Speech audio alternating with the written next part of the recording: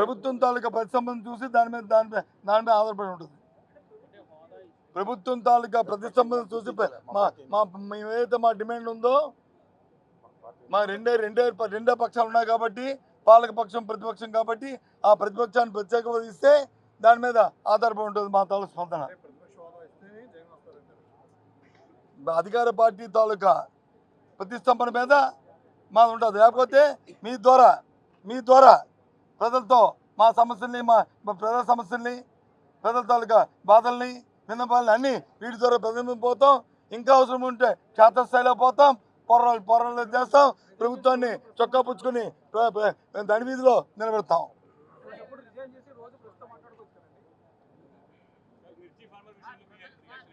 ఏంటి మిర్చి ఫార్మర్స్ చెప్పగా మా డిమాండ్, మిర్చి ఫార్మర్స్కి మద్దతు ధర ప్రభుత్వం ప్రకటించాలి.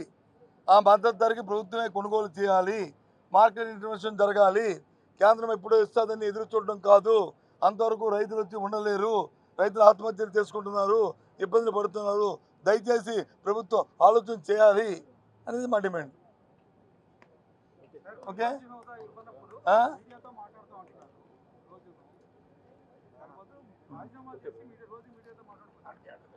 మేమేం చేయాలో మాకు తెలుసు. ఏబిఎన్ మాకు చెప్పక్కర్లే.